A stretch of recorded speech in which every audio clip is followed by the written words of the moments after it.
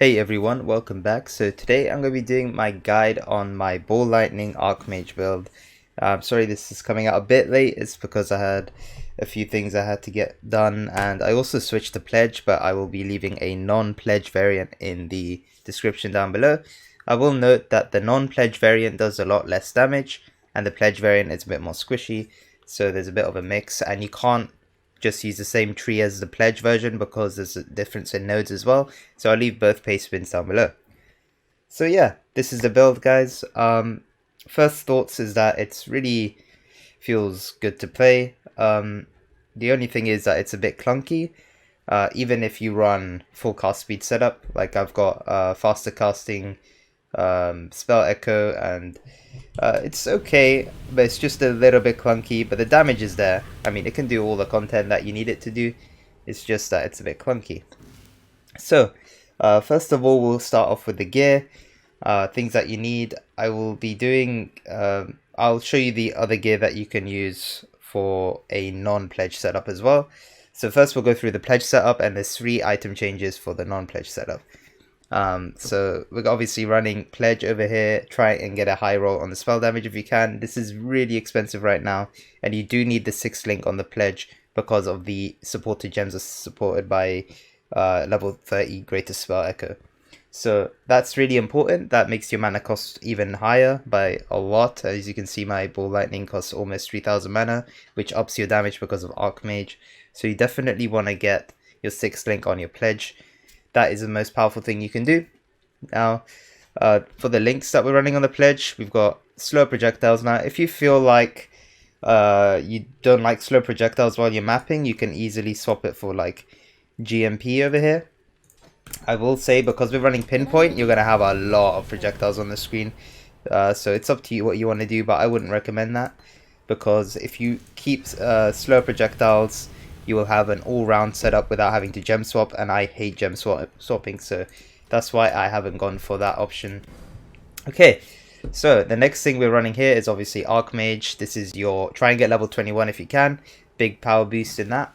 And yeah, this is our main damage source. If we don't have this support, we don't have any damage. That's pretty much how that goes. Okay, pinpoint support. You're probably wondering, why am I running pinpoint support? So this support's really interesting and I really like it. Now, first of all, I don't have to swap in GMP. I really don't like gem swapping, as I said. But the other thing is, if you keep casting, you'll eventually be able to just have one projectile, but this one projectile has intensity stacks and it does way more damage. So you can easily switch to like a boss fighting variant and you do way more damage. So I feel like this has really good synergy with mapping and standing still for doing boss damage, and I feel like it's just very powerful overall. And if you want to reset your multiple projectiles, you just move around. Obviously you lose intensity tax when you move around, so that's what you want to do with that. Okay, next thing is faster casting. Now you're probably wondering, why on earth are you running faster casting in your 6th link? Like, who does that? So the reason is because we can't actually go for much cast speed. We're really stressed out on points, and I couldn't go for this cast speed node or this cast speed node, and I couldn't even go up here because I am so tight on points. It's actually unbelievable. So yeah, another thing to note is that this is a Necromancer build and we're not using a mana flask, which is really good. We're able to keep our mana up all the time once our Desecrate and Bone Offering start proccing. Now sometimes you can get unlucky because of our helmet that we're using, which I'll explain in a second. But for the most part, you can just permanently sustain your mana. As you can see, I can hold down my ability now and pretty much don't need mana flask, which is really, really nice. Now, the only problem I will say that the Pledge of Hands variant has over the wand setup is that this helmet over here is an RNG 50%, and sometimes you get really unlucky. And the thing is, with the wand, where you have a triggered socketed spell on your Desecrate, and your Desecrate and your Bone Offering is really important for your mana regen because of your Essence Glutton node over here, which gives you 8% recovery after you consume a corpse. So you definitely want your Bone Offering and Katava's teachings, like consuming corpses as much as you can. And the main issue is that it's 50%. So sometimes you can get unlucky But see, over here I hit the mark, so I can straight away start spamming abilities. Now the thing is, when you have a wand, it's way more consistent. The only problem with a wand is that your damage is way lower. So this is the type of wand you want to go for. You go for flat mana, spell damage, and you need to craft on socketed spell when you use a skill. And you also want to try and get non-chaos as extra chaos, because that gives you a bit of damage as well. But yeah, that is your best bet on a type of wand that you want to get. And the shield, you just want to go for flat mana and mana regen, which is really important. Everything else, and maybe some resist if you need to. At the time I needed resist because my gear wasn't up to standard. So yeah, that's what I did on that. For the next link, we're running a spell echo. Now I think spell echo with grid spell echo is really strong because you get additional repeats, so I think it's worth it, and it gives you a lot of cast speed too. So we're not only running spell echo for cast speed, we're also running fast casting for cast speed because we need cast speed. Otherwise, you'll be locked in this animation. Look how slow that is. You'll be locked in this animation for ages, and you lose an additional repeat. But look how quick this is. It just feels way better with spell echo. And now, finally, we're using Divergent Ball Lightning, and I highly recommend you get this. Divergent Ball Lightning gives you a 10% chance for your Ball Lightning to be supercharged. Supercharged means the bigger Ball Lightnings you're seeing here, that's a supercharged one. So supercharged ones have 50% more AoE and 50% more damage. So as you can see, if I press Alt, it says it on the additional effects from quality. Now I think this Divergent Ball Lightning is a little bit expensive, but it's definitely worth it, and I recommend that you get it. Alright, so the only way we actually got pledged to work with no mana flask was this helmet, and I just wish it was a little better. Only thing I would wish for this helmet to be is a 100% chance to trigger socketed spells, because it's so annoying sometimes that you have to just run around and wait for your Katava Thirst to proc a trigger socketed spell. So that's the only thing I will say. But other than that, this is the helmet we're using, and it also gives 15% reduced cast speed, which is a big hit. And if you're running the one setup, then you want to run a Crown of the Inward Eye. I don't know if I have one right now. I don't think I do, but you definitely want to run a Crown of the Inward Eye, because that helmet's really good if you're running the one setup. And yeah, you'll be set if you do that. So links inside the Katava Thirst, we're using Conductivity. Now if you're running the wand, you want to drop Conductivity because you won't have space, but you need Spell Cascade in here with Desecrate. And the reason is, if you don't have Spell Cascade, you won't spawn as much corpses with Desecrate. Then your Bone Offering or your Katava Thirst will cancel each other out, and you will lose mana regen, so you definitely want your Spell Cascade in there. It's a really big deal, trust me. And obviously we have Desecrate because it spawns corpses on the ground for us. And then we have Bone Offering, of course, because it gives us a block chance. And it also consumes a corpse for us as well. So that's what we're doing for that.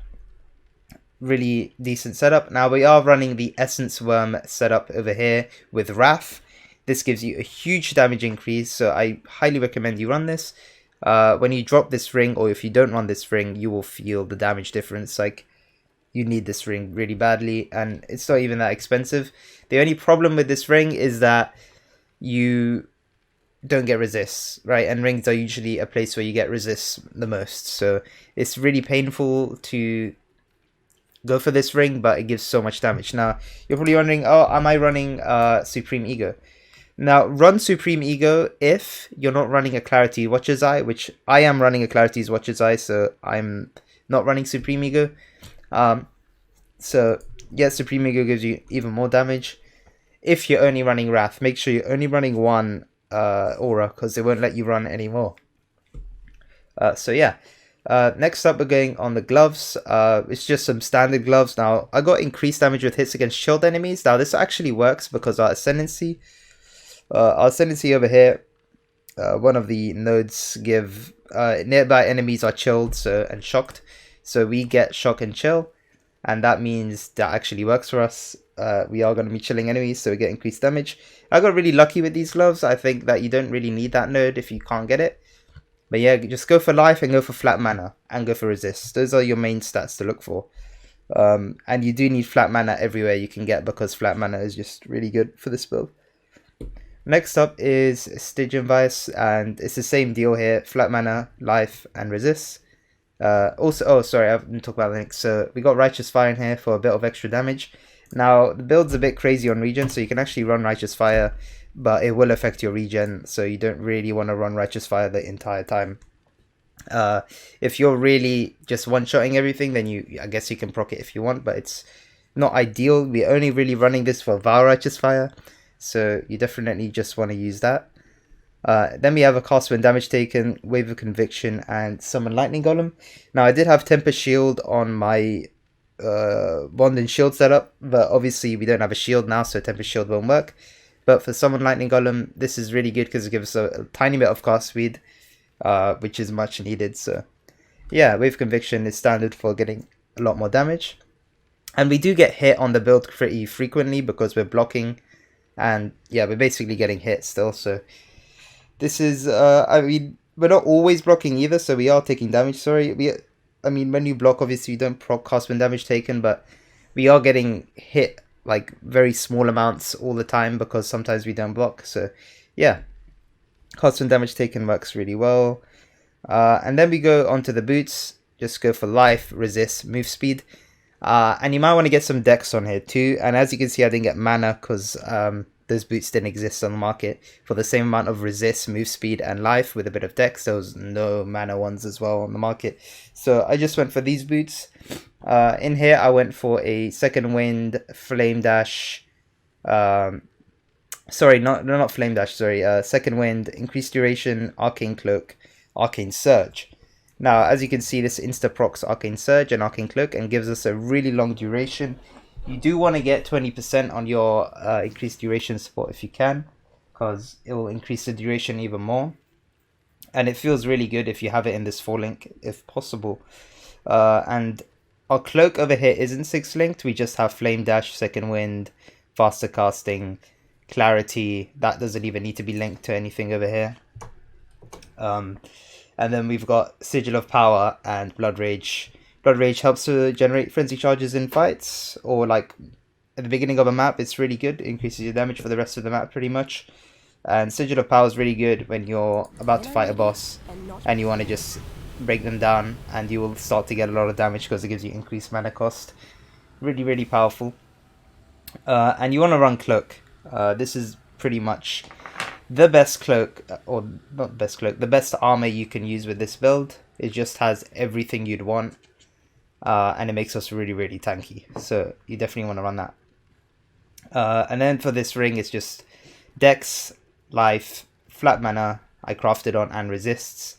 And I heard the Scout Towers were really OP, so I just put that Anoint on there. And then last but not least, we've got the Itzuri's Foible. This is an insane amulet, and nothing can really beat it right now. If you do beat it with a rare, then that's kind of insane, but this is just use this amulet, guys. It's too OP. And the thing that's so insane about this amulet, on top of all the mana and mana regen it gives, is the reduced attribute requirements. That's really strong. You can not even get that much dex and you'll be fine, but in my case, I don't even need the dex right now, so it's... But sometimes if you're using a different skill, for example, if I'm using something like Blade Vortex, which I do use sometimes to switch in for heists because Ball Lightning feels a bit clunky, I can just run this and it gives me enough dex to run it, so by reducing the dex requirement. So yeah, Talisman, I guess this is not really part of the build, it's just an add-on. Yeah, I mean, it doesn't really matter. So finally, we have Flasks. So we have Rumi's Concoction, helps get our block chance nearly capped, so you definitely want to run one of those. Phasing Flask really helps in heists mainly, because you need to run through enemies and not really kill them as much, because first they're really tanky, second they're really rippy, so you don't want to really like fight them. We're using Wise Oak purely for damage, we're not triple balancing, and make sure your lightning resist is the highest of all your resists, so you get the penetration on the Wise Oak. Then we're running an anti-freeze Quicksilver, and then we're finally running a Silver Flask for Onslaught, which is really nice for cast speed as well, and immune to curses, which is really, really strong. And you don't have to worry about temp chains, because trust me, temp chains on this build feels horrible. So next we'll get into the tree over here. So I'll talk about Ascendancy first. So Essence Glutton is the core piece of this build when it comes to mana regen. It's really important, and you cannot afford to not take this node. It's basically what makes my no mana flask setup work. And I want to thank Enki for giving me the idea to do this. I saw his Anki's Archmage build, and he does a similar sort of setup that I'm doing over here in terms of mana regen. And what I'm doing, I've just altered it a little bit for ball lightning. So yep, most of the credit goes to him over there for putting that together. Second thing over here, we've got Plaguebringer. Now this is just a nice little damage boost because you get 10% more damage. And then we get Corpse Pact over here, which gives us Chill and Shock, which is really strong, and it gives cast speed for each corpse consumed recently. So it's a really good node for us. And then finally we have Mistress of Sacrifice, which gets your offering skills to affect you, which is really important for our block chance with Bone Offering, which is really strong. As you can see, you get 35% and 34% to block attack and spell damage, which is super strong. Alright, so when we come to the tree, we just go up here, we take Arcanist Dominion, obviously, and go to the Heart and Soul. Now this gives a lot of mana, so it's really strong with Healthy Mind. You really want to get one of those here. This is like the majority of your mana, as you can see. Like, not majority, but a lot of your mana. We go from 6.8k to 7.9k. So it's almost like 1% mana regen per 1% chance to block spell damage.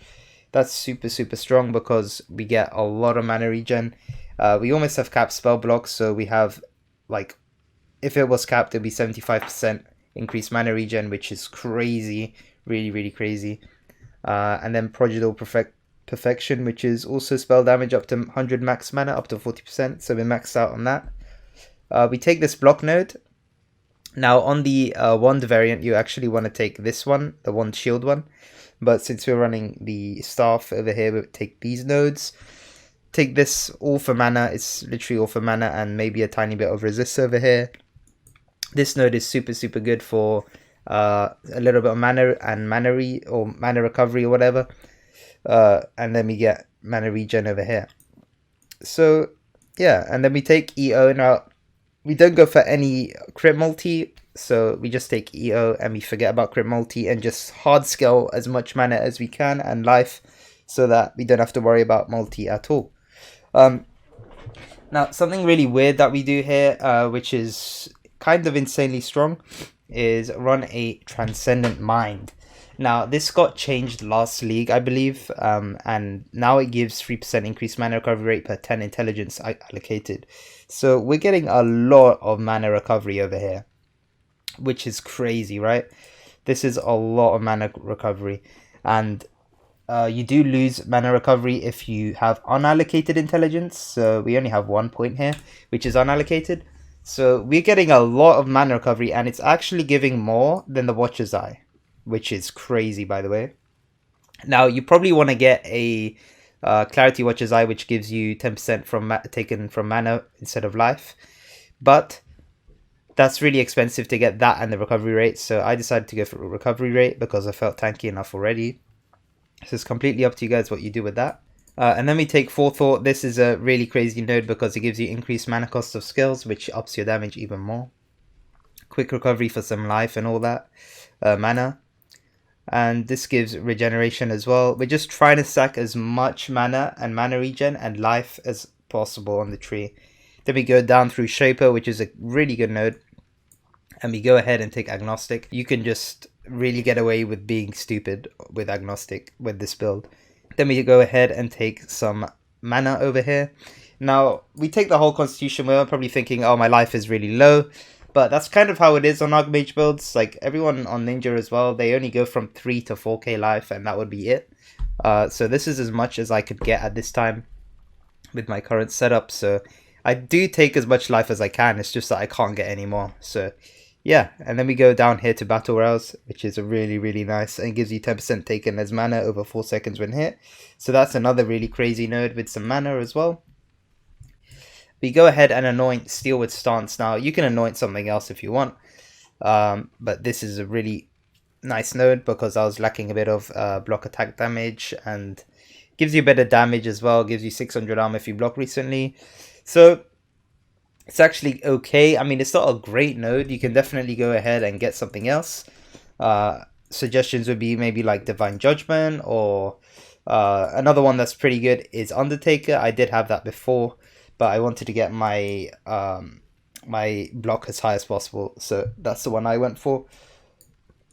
So yeah, feel free to anoint anything you want, guys. It's pretty flexible. You really don't need to go for this node. It's completely optional. Um, we go ahead and take some life. Now, you do really want to go for Spiritual Aid because we scale a lot of minion damage through our Ascendancy. All the little points give increased minion damage, so you really want that. And then everything here as well. Just there's so much increased minion damage. And if you feel like you don't need these 2 crit nodes, you can go up through here and get even more minion damage. So it's up to you if you want to go for that instead. And then we take Light of Divinity. Now, we do have a slight problem with this build, and it's the fact that we have really low crit chance, and the problem with low crit chance is that our Elemental Overload is hard to proc. So that's the reason we go for these 2 nodes, and that's the reason we go for Light of Divinity, and that's also the reason why we don't run Control Destruction, because we just do not have the crit chance. If I show you the crit chance over here, on the offense, see 8% crit chance. Now that's just barely enough to actually proc it in a fight, because Ball Lightning is hitting so many times we can actually get away with it. But if you go for a skill that doesn't hit as much, which you probably shouldn't do with Archmage, you won't be proccing EO. Another thing I'll say is that you can be really flexible with this build. You could swap in any spell that hits really fast, and you'd probably get away with it as long as you have Archmage linked to it. So go crazy with that. I've tried loads of skills. I've tried Blade Vortex, and that works pretty well. I've tried Arc, that works pretty well. Crackling Lance surprisingly works pretty well once you get the setup going. And obviously Ball Lightning. People are also using Cremation, I believe. I think that's how you say it. I think people are using that skill quite a bit as well. So just go crazy. If you don't want to particularly do Ball Lightning, you can switch in a different skill, but you have to change up the links as well, because different skills require different links. Now, another thing I will say, I'll probably get a lot of questions about, is why did you go Unwavering Stance? Now, the main problem with our build is that we have very low HP. And low HP, even though our EHP is pretty good, because we have Mind of Matter and we have Cloak, so we get another 10%. The game still thinks that our HP is, or EHP is really low. So we get stunned all the time because we only have 3.7k life. Now, the only way to combat this is to take Unwavering Stance. And unfortunately, we have to waste so many points to go there, but that's our only option. Now, another thing I'll note is that I tried Glancing Blows on the build, and I felt like it wasn't great because I kept dying all the time. I used a Thread of Hope here and took both Unwavering Stance and Glancing Blows, which really cool Thread of Hope, but I think the nerf was too high on Glancing Blows, and now you just take way too much damage, so I don't think it's worth it anymore. And yeah, obviously the Clarity Watcher's Eye, which I was talking about earlier, this is really good and helps your mana regen a lot, so you definitely want to go for that as well. And then we just take this staff node over here and some life, and that's pretty much it. Oh yeah. And the last thing over here is Katava's Teachings now, or yeah, it's called Katava's Teachings, right? Yeah. Disciple of Katava. Consume a nearby corpse to recover 5% of life and mana, and you take 10% more damage if you haven't consumed the corpse recently. So, something that's a bit annoying on this build is that if you don't proc your like Roan Offering Desecrate thingy before you're entering the door in Heist, you just get one shot. So you need to be really careful and have that uptime on your corpses, because if you don't have your corpses on the floor, your Katava's Teachings will make you take 10% more damage, so you definitely need that. But yeah, that's pretty much it for the build, guys. I'll leave 2 pastebins in the description, one for pledge, one for non-pledge. There will be different skill trees for both. It won't be that different, but there will be some differences, so be careful when you go in there. And yeah, if you have any questions, let me know, and I will see you in the next one. Bye bye.